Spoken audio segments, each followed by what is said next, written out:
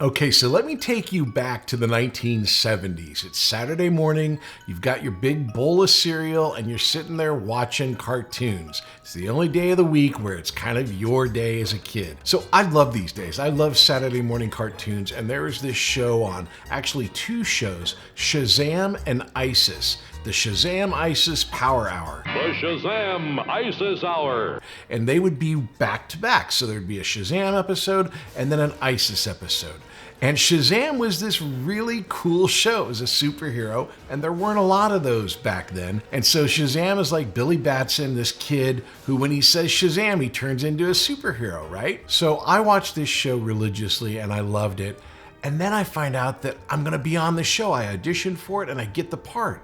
So now I'm going to be on this cool show, and I couldn't get over it. I wanted to meet the mentor, I wanted to meet Billy Batson, but most of all, I wanted to meet Shazam because he was a cool hero. And in the episode, these crazy Saturday morning shows, in this episode, I have a brother who's a skydiver, and I want to be a skydiver too. And so I climb up these rocks to try to get to see my brother skydive. I like to watch the skydivers.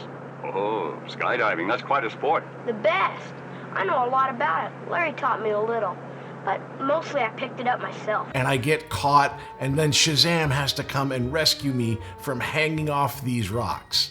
Well, we go out to the famous location of Vasquez Rocks. Now, these are mainly known for the Star Trek episode where Kirk fights a giant lizard dude, but you can see him in a ton of different movies.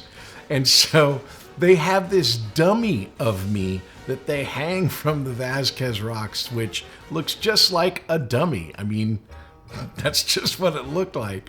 And so then the dummy falls, and then Shazam catches him. Now, I've been in business and I'm in the industry, so I know that there were tricks to it, but I didn't know how they were going to do it. I didn't know how they were going to make me fly. And I was really excited to fly, and really excited to fly with Shazam, or Captain Marvel as he's known at that time. Long story, but he's Captain Marvel. So what they do is Captain Marvel held me right here, and then he raises his hand and he looks up like this, and then they tilt the camera so that it looks like we're flying. And they have him on like this board that's bouncing back and forth, so it looks like, you know, he's kind of flying. Now, I was kind of disappointed because I knew I wasn't really going to fly, but I also thought that it would be kind of cooler than that. And the other thing, which was really like I didn't anticipate and figure out, was that, you know, he held me close, and so I'm rubbing up against his stubble, and his stubble was really rough. And just like Elf, where he sees Santa, but he knows it's not Santa, and he says, "You smell like beef and cheese. You're not the real Santa." I like beef and cheese. You don't smell like Santa. That's what I felt like. I felt like this guy smells like beef and cheese.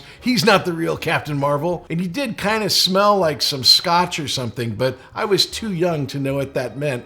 All I knew is that it wasn't the real Captain Marvel. But yeah, I was on the show Shazam, and I had a great time doing it. I thought it was going to be a little bit cooler, but still, got to be in Shazam, got to fly with Captain Marvel. Look, I don't want to ride home. I can take care of myself, and I can do what I want. He's an angry elf.